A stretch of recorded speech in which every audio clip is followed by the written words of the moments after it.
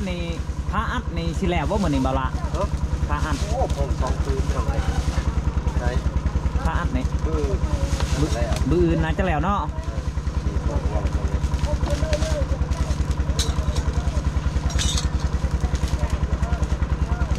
ท้องมันขั้วใหม่กับสิบร้ายปันได้พี่น้องเลยประมาณนี้แหละประมาณนี้แหละเนาะบ่ละว่าง่ายๆว่าสร้างครอบครัวใหม่เนาะขั้วใหม่ก็ว่าครับดึงมาถึงป่าเนาะโดยอุ้ยยังเอาบนในใจแล้วครอบครัวใหม่โอ้ยังบ่ทันได้ใส่เลยเนาะทุกคนเนาะใช่ก็สิเริ่มใช้มื้อนี้แหละมื้ออื่นนี่แหละโดยแต่เพิ่นมาเข่าได้สิได้เอาเข่าเขาข้องหนองได้มีบ่เข่าข้างนอกก็ให้ทั้งนั้นกินแล้วเพิ่นบ่มีกินเด้อโอ้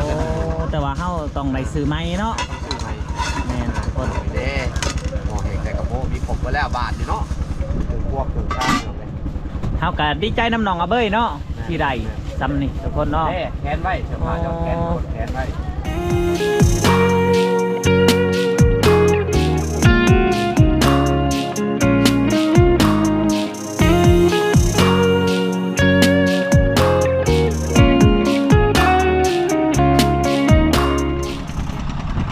สบายดีทุกคนเนาะตอนนี้โอ้บ่าวพอดน้องอาเบ้ยแต่คลองลายแท้สบายดีบ่าวพอดสบายดีโอ้โดยคนมาแต่บ้านผมบ่เนี่ยโอ้บ่าวสัญญาเห็นแวบทำว่าไปไซสีแวบคันว่าไปค้นเขื่องกันสิไปน้ำว่าเพิ่นข้าวไปเลยตามหลังเพิ่นโอ้เลยบริยุทธ์ไปเลยโดยคิดว่าไปอัพโหลดคลิปบ่วะจะค้นขึ้นเฮือดหนองเลยบ่เนี่ยมาซอยโดยคนเนาะจะเป็นไฟห่มเนาะนี่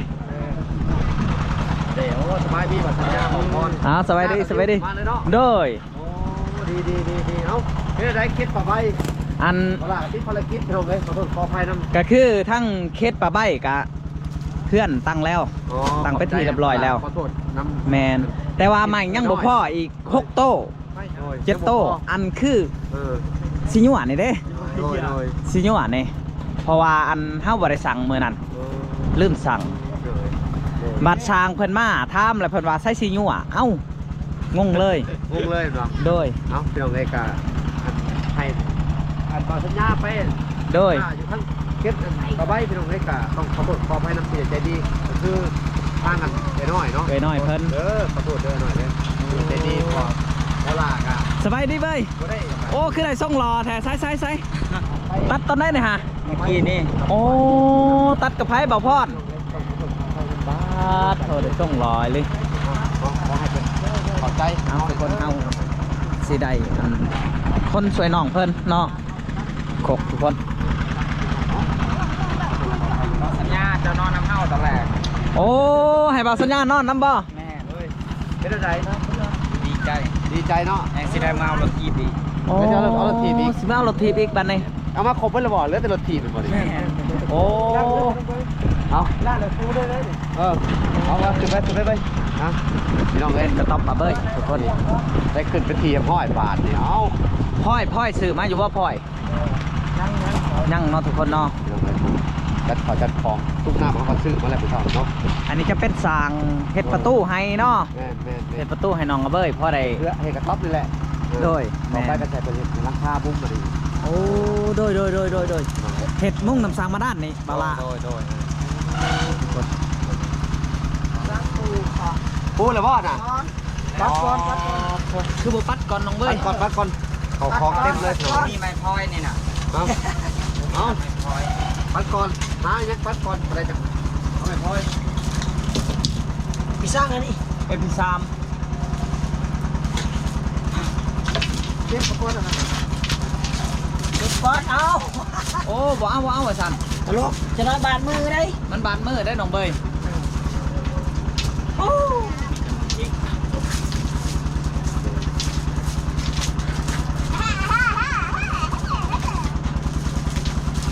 บ่ได้ไปซื้อไม่พ่อยก่อนเนาะจะให้ไปพอไปซื้อไม่พ่อยบัตรซีนอนจะปูเนาะบัตรซีนัมจะปูคือขึ้นมื้อนี้เลยบ่นี่ฮะโอ้จะนอนในนี่มื้อแรงโอ้โดยนอนจะค้นมื้อแรงหันเบ้ยคนเดียวนี่แหละจะบ่นอนนำอ๋อให้บ่าวสัญญานอนนำอีกโทษทุกคนบริการ มื้อนี้ก็เป็นมื้อทันวันดีเนาะ แมน มื้อเอาไว้ถึงกระต๊อบใหม่ โดยน้ำมาด้านใน ในทั้งนำมาด้านเนาะ งานครับขับอะไรตรงนี้ ไปได้เบ้ยเมื่อยบ่ไปเอาเครื่อง บ่ได้เมื่อย บ่ได้เมื่อยเนาะคือมื้อนี้เฮ็ดยังแหน่มื้อนี้ฮะแล้วด้นไปได้เลยฮะ โดนเติบเลย แล้วมื้อนี้โอ้ทุกคนในทรงผมใหม่นี่แห้งต่างกว่าเก่าเนาะ โดย โอ้ดีใจบ่ได้นำสร้างมาด้าน โดย ดีใจเนาะแม่นทุกคนอันนี้ก็คือทั้งบาลาหรือบ่พอดเป็นคนขับนี่โอ้โหเนาะทุกคนก็คือน่าจะเป็นทั้งบาลากับบ่พอดอะไรเนาะทุกคนโอ้บืนนี่ก็สิเจาะให้เฮ็ดเพิ่นเลยปะไปบาลา โอ้ดี บืนนี่ ดีเด้อ โดย ดีเด้อบอกนะ ก็คืออยากให้บาลาไปดำหันเลยเนาะ โดย ท่านเพิ่นมีเวลาทุกคน เอาพักเบิ่งเพราะว่าเขายังกิน ยานมันบ่แล้วทั้งนี้เนาะ ยันบ่แล้วทั้งนี้ โดยว่าง่ายว่ายานบ่แล้วทั้งนี้ทุกคน ถ้าว่าเวลาก็จะไปถอยทั้งนั้นต่อไปน้ำแดงเกี่ยวกับไปเบิ่งเฮ็ดเพื่อนได้ข้าวที่เจ้าหน้ามาด้าน โดยก็คือบืนนี่แหละ เนาะ แม่น ดีใจเลย มื่อนี้ก็เลยอันมาหาเบาลาและเบาพอดทุกคนก็คืออยากมาจอบเบิ่งทั้งนี้เนาะว่าได้ฮอดคันได้แหละนะ ใกล้แล้ว โดย เอาทางนั้น ดีใจน้ำน้องอาเบ้ยทุกคนที่ได้ทำสั่งมาด้านเนาะ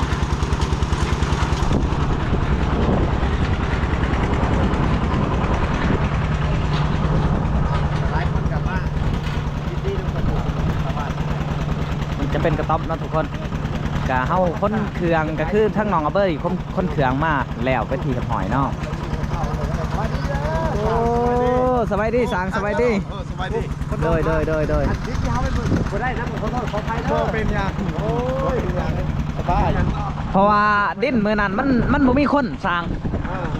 มันบ่มีคนก็เลยอัน ก็อีกอย่างผมเขาบ่ร้ายนะงบนี้ผมขออภัยนะ โดย เอาไปกันเด็กน้อยง่ายๆจะไปขายตัวคนไหน ก็เลยยุติเนาะบ่พอเนาะ สามารถยินดีน้ำนอกกันเนาะดีใจน้ำได้โอเคแล้ว ในชั้นนี้ก็กว้างเติบแล้วเนาะทางนั้นก็จะเป็นบอนปลูกพังเนาะหรือว่าให้น้องอาเบ้ยปลูกมะพร้าวมะเพชรแมนบ่พรมันก็จะง่ายอีกเนาะมันจะง่ายอีกแบบหนึ่งทุกคนบ่พรอันคือทั้งบ่าวสัญญาก็อยากถามเพิ่นแน่เนาะอันลักหัวนี่คันว่าใส่ลักหัวนี่จักลักจะวะ ก็15 คูณ 16กับผมไม่แน่ใจกับ10กว่าลักมันจะว่า 10กว่าลัก ระยะห่าง โอ้ 2 เมตรนะ สองเมตรน่าจะบ่หลายดอกเนาะ โบราณ แม่น แต่ว่าถ้าคนสัญญานี้มีหนึ่งมาเข้ามาบอกไม่เป็นไร กะไม่งกอยู่เล็กๆน้อยๆอยากมาเพิ่มเติมทางน้องอาเบ้ยเพิ่นก็คือที่แหลกอันบ่าวสัญญาว่าสิซื้อสังกะสีให้เพิ่น มุ้งกระต๊อบนี่แหละ แต่ว่าแล้วแหละเนาะก็เลยว่า โอ้การทั้งบางอันทุกกะสิโป๊ะกระเทิบอยู่ได้ โอ้ หรือว่าเจ้าสมทบกระเทิบน้ำกระดีคือกันเพิ่นว่าจะลงมือเฮ็ดเอง บ่าวแอนเพิ่นว่า เพราะว่าจ้างสร้างเพิ่นจะได้ล้านสองกระเทิบไปสื่อนะ โอ้ เลยว่าทั้งบางอันเมื่อสิเฮ็ดเอง เอาก็คันว่าไว้สั่นก็แฮงดีบ่าวสัญญาสิเอาสังกะสี อ่า สิเอาสังกะสีสวยกระเถิบเนาะ แน่น แต่บ่ฮู้ว่ากระเถิบหันมือได้อันบ่าวแอนสิมาปลุกหันเฮาก็ยังบ่ฮู้โอ้บ่ฮือโอ้ทุกคน เพราะว่าเฮ็ดกระเทิบคือลุงโจรเลยเอาสามารถเอารถไปจอดนั่นเด้จอดแล้วสามารถนอนน้ำนองได้ประมาณนี้ โอ้เฮ็ดแบบนั้นบ่ แม่น เฮ็ดประมาณนั้นโดยสิเฮ็ดคือลุงจ้อยเนาะ จอดรถได้ประมาณ3 ก็น่าจะก็ออกทางหน้าพุ่นแหละเนาะ ข้างหน้า ทางหน้าสังกะสีก็น่าจะบ่หลายดอกเนาะ 7 แผ่น 6-7แผ่นเนาะก็คือบ่าวสัญญาสิทำเองสังกะสี โอเค กะเฮากะได้งกกับยังบ่ฮู้ว่าได้หลายปานใดหันนะกะทั้งเอื้อยเพิ่นทั้งเมืองนอกเพิ่นสวยมาเพิ่นบ่เอ่ยชื่อบ่เอ่ยชื่อเสียงเรียงน้ำแต่เพิ่นว่าเพิ่นสิซอยเพิ่นให้มาเบิ่งอันกระท่อมก้อนว่าแต่ว่าบ่าวสัญญามาเพิ่นว่าสำเร็จเป็นที่หอยแหละก็คือมื้ออื่นบ่าวสัญญาก็สิได้กลับแต่เช้าเนาะทุกคนก็คือไปเจาะน้ำสังมาด้านให้ป้าใบ โอ้คิดว่าสัญญาว่าก็ยังเนาะ ยัง มันแรงมาก โดย นี่น้ำเนาะ โดยมาเบิ่งทั้งนี้ว่าสิมาเพิ่มเติมทั้งนี้เล็กๆน้อยๆนะก็เลยว่าอันมาหอดแหละก็คือกระตอบน้องอาเบยกันแล้วไปที่เหียบหอยทุกคนทั้งบ่พรกับเบาลา หัวนี่ก็สำคัญ โดย การเห็นผู้ใหญ่จะดีทำเข้ามาอยู่หลักหัวทำก่อนแต่ว่าเพิ่นยังบ่ทันได้ตกลงกัน ท่านผู้ใดอยากสวยกะยินดีเนาะบ่พรเนาะยินดีเป็นสะพานบุญให้เนาะถ้าสวยๆกันไปเล็กๆน้อยๆเนาะผู้หนึงได้5ผู้หนึงได้10ก็บ่เป็นหยังเนาะอย่างน้อยก็เฮามาสมทบกันมันก็จะหลายเองเนาะโดยทุกคนก็จะแล้วเนาะก็ตอบเพิ่นเนาะก็คือทั้งเฮาว่าสิสวยทั้งสังกะสีเนาะทั้งเอื่อยเพิ่นจาก USA ทุกคนเพิ่นบ่เอ่ยชื่อเสียงเรียงนามเนาะแต่ว่ามาตอนนี้ก็แล้วไปที่เหียบหอยทุกคนเนาะเฮาก็สิได้สื่อสังกะสีมาเกาะกระตอบเนาะหรือว่าเพิ่นสิกระเทิบเพิ่นสิเกาะใหม่เนาะทุกคนพอได้จอดรถจอดล่างเนาะเฮาก็สิซื้อสังกะสีพุ่นแหละทุกคนแต่บ่ฮู้ว่าทั้งเบาแอนเพิ่นสิมาบ่ฮือหรือบ่เนาะทุกคนก็เฮาก็สิสมทบทั้งทีมงานเบาลาบ่พรแล้วก็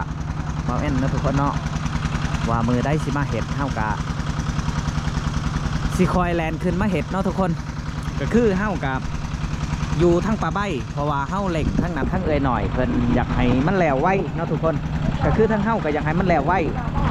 ทั้งสร้างเพิ่นก็อยากให้อยู่นํประมาณว่าคิดป้ายก็แล้วทุกคนเนาะเพื่อนป่าใบเนาะคือทั้งบ่าวสัญญาก็ตอนเช้าก็จะได้กลับไปเช้าทุกคนมื้อนี้ก็จะได้นอนเพื่อนพี่เนาะแถวจุดซุ่มนี่แหละเนาะยังบ่แล้วเพื่อทุกคนเนาะคือว่าบ่แล้วเนาะ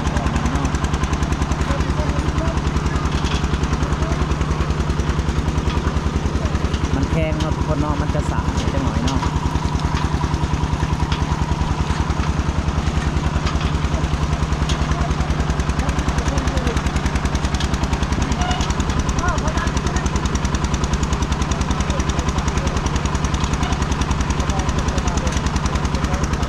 พื้นที่มันสูงทุกคนพื้นที่มันสูงเนาะมันจะ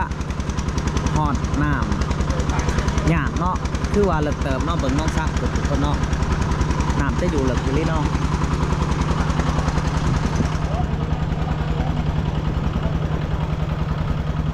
ไปได้น้องเอาเบยสิปูเลยบ่ฮะยังบ่ได้ปูเนาะไปขึ้นไปบ่ละ จะเบิ่งก่อน โดยเท่ากับบริขึ้นกระต๊อบน้องอาเบยเนาะทุกคนเบิ้งขึ้นไปขนาดน้ำหนองโอ้คักอะไรทุกคนขึ้นมาแล้วเย็นจุยเลยเนาะ เสื้อผ้ากันเดี๋ยวมันมีกังอยู่ซื้อมาใหม่อยู่แขนอ้อยก็ได้เด้อ มีกั้งหรือบ่บ่ละ ซื้อครบวัดทุกสิ่งทุกอย่าง โดย เดี๋ยวไหนออกมาฝั่งนู้นเครื่องครัวเขาได้สักมีหม้อแห้งแต่กระโปงเขาครบแล้วว่าครบเอามีหมอนนั่นเลยโอ้ถ้วยบวงตัวเลยนี่เอาถ้วยเลือกของเกินใช่ ยังเหลือแต่รถทีบบ่เบยอยู่คน หมูหนึ่งยังไหนนะเนาะ ยังเหลือแต่รถทีบ เที่ยง เขา เขา หน ได้ องเพิ่น เที่ยงเขา เสียงพูนตลาด พระนี่พระอัดนี่สิแล้วบ่มื้อนี้บ่ละพระอัด โอ้ผมสองคืนทำไมใช่ พระอัดนี่ แล้ว บื้ออื่นน่าจะแล้วเนาะ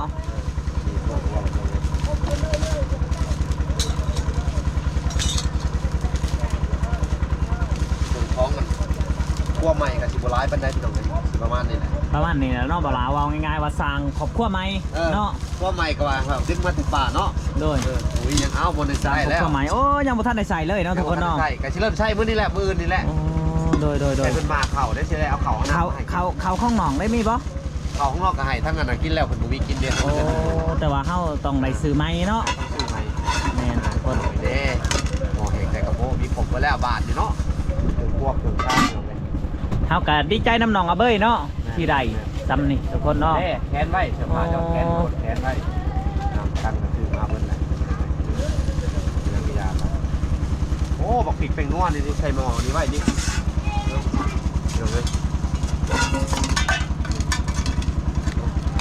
ใส่ไว้เอาไปมอไว้ เดี๋ยวเลยแทบของเครื่องใช้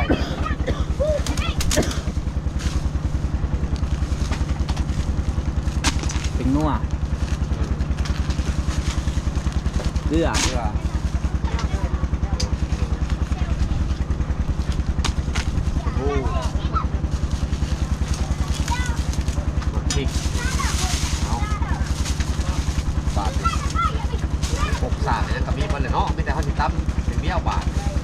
ำอย่างเดียวเนาะทุกคนก็คืออันกั้งเนาะบอละเขาเอิ่นว่าบอแมนเขาเอิ่นว่ายังเกาะอันดึงอะนะยังอะไรเขาเจ้าเอิ่นผักกัง อ๋อ ผักกังเนาะ โดยน่าจะดีได้ใส่ทั้งกังให้น้องเนาะ เอาแกะเสือแกะขาไหว้บาทถึงเรื่องใหม่คำพูดเด้อพี่น้องเด้อเอามือสันวันดีเนาะ แมนมือสั้นวันดีมือซีวันสอบมือประกอบวันงามกับว่าแมน แขนไว้เด็กหันแข โอ้ นกาย มีแคนอยู่เนาะคนเนาะโอ้คักแล้วบ้านนี้น้องครับเอ้ยเพิ่นก็มีซีมีสั้นแหละทุกคนเนาะ ยิ้มเนี่ยแจ่มใสได้แล้วพี่น้องกันบ้างบางเทื่อเป็นโมยิ้มหมดจ้าก็ต้องขอโทษขออภัยนำเด้อพี่น้องเลย เพราะว่า เทื่อน้องเพื่อเครียดหลายเนาะ แม่น มีความเครียดพี่น้องเลยอยู่ตัวผู้เดียวเนาะ ยังนะ พี่น้อง โอ้ อย่ามัน อ๋อเอาไปคืนเพิ่นเด้อน่ะเสือเพิ่นได้เสือเด็กน้อย เสื้อเด็กหน่อยเนาะ ลูกเพื่อนน่ะ ไปรุบเอาเลยทีนี้ เออเอาไปสักก่อนเด้อตัวได้เตียดุงแล้ว ยังไม่ได้นุ่มเลยเครื่อง ตัวไรที่น้องกะซักเนาะ นำมาได้นำมาป้ามีเลยนำมาป้าก่อนนำมาด้านนี้แหละก็ต้องสักไปบาท โดย ดีเสือมาสักเด้อบาทเด้อพี่ทีทางเป็นของตัวเองเลยสักก่อนเด้อเสือผ้า เราไปห้างหน้า คือน้ำนี่มีบ่มาแรกนี่ มี บ่เบย นี่ น้ำ เลือดสางเลยเด้ น้ำอยู่เฮือนสางเนาะแม่นทุกคนก็คือบืนนี่ทั้งน้องอาเบยเพิ่นก็มีน้ำใสเองเนาะ โอ้ยมือจะใช้ได้แล้ว มันสิใช้ไว้อยู่บ่บ่ล่ะ ใช้ไว้อยู่ แบบลุงโจ้ยเนาะ ลุงโจเราก็จะใช้ได้เลยแกนไว้เลยโอ้เสือผ้าหลายเติบแล้วบาทถ้าจะใช้ผมก็สอบข้าสั่นเนาะเปลี่ยนใช้ไปมา โดย แค่กระโหลกดีกว่าพูดเอา ใช่ก็ได้ เพชรเพลงนัวมีแล้วป่ะ มีแล้วครบมาแล้ว มันตัวมีกับไปเอาเด้ออยู่ห่าง โอ้ โดย ใจฉาง เพชร เด้อ เพลงนัวกับไปเอาอยู่ห่าง มาเพชรเป็นนัวกับพี่ มีไปเอา โอ้ยทางฉางคือใจดี ใจดีพี่น้อง ไม่ให้ชื่อก็ได้ ไว้ชื่อเนาะพ่ออีลีบ่เนี่ย คอยรีสงสารน้องคน สานน้องเพิ่นเนาะ โดย มีแนวซอย แม่ซอย เล็กๆน้อยๆก็ซอยกันไปเนาะสางเนาะ โอ้ยฉางรับใจงามแบบนี้พี่ดอกเลยเสียได้แต่ห้ามบุมีเงินซื้อดินฉางเนาะ แม่น ขอโทษขออภัยเด้อฉางเด้อ ผมเป็นยังเป็น เอ้าพี่ดอกเลยเนาะก็เสร็จจากไหน เพราะว่างกมันได้มาสำนีเนาะ โอ้มันได้สันนี่ ก็เลยซื้อทั้งนี้หั้นนะ แต่ฉาง อีกอย่างก็มันอยู่ใกล้คนหลายคน แม่น ก็ว่าแมน เนาะพี่ดอกเลยโทษ อันสร้างอันเฮาจากท่ามแหน่คือเห็นรถแลนไลน์ทางนี้มีบ้านคนบ่ทางนั้น มันบอก โดย มีคำไปทางอันนั้นเกงลี่ บ้านเกงลีเนาะ บ้านเกงลีบ่ทางนี้ แม่น ไปทางลัด โดย พี่ดอกเลย แมน ขอบคุณฉาง เที่ยว เนาะ ร้าย เอ้าพี่ดอกเลยได้กะ จากนั้นก็ขอบใจหลายๆเด้อสั่งเด้อแต่ว่าบักเพชรเป็นงัวเกลือมีอยู่ทางนี้กะทุกคนเนาะ อัปเดตให้ครบเป็นเรื่อยๆตามรายของทางเพจเนาะภาษา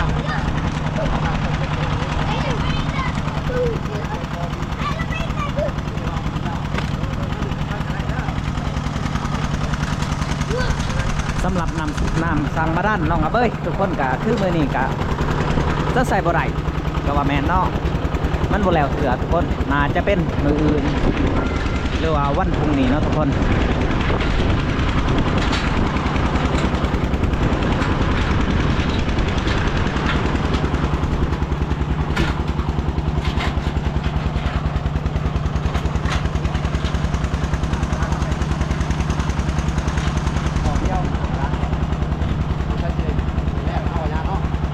บ่แล้วเพราะว่าอันเพิ่นว่าน่าจะเป็นมื้ออื่นตอนเช้าโอ้ทุกคนสะพานคุณลุกว่ะเราสัญญาตื่นเราสะพานเขาเจ้ารุดดอกบ่แม่นดอกว่าละบ่แม่นเนาะทุกคน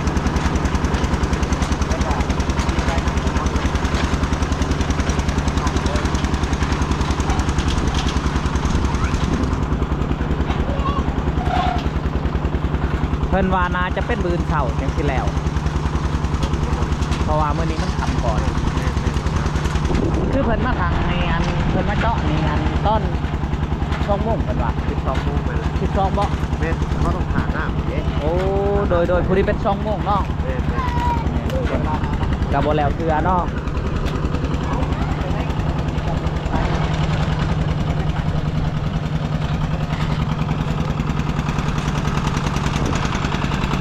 อันนี้ก็คือทางเหล็กโทรสร้างเนาะทุกคนท่านว่าอยากติดต่องานเนาะติดต่อกันได้เนาะ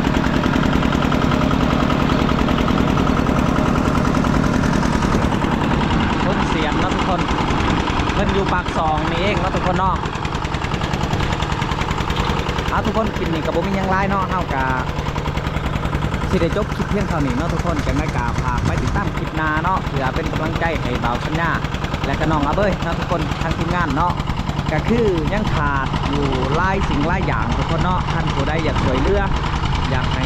เป็นสะพานบุญบ่าวสัญญากับพร้อมจะเป็นสะพานบุญให้เนาะทุกคนเนาะจังได๋ก็สวยๆกันเล็กๆน้อยๆเนาะเอาทุกคนขอลายยายหางเนาะคลิปนี้เฮาก็สิได้จบคลิปเพียงเท่านี้เนาะขอกล่าวคำว่าสบายดี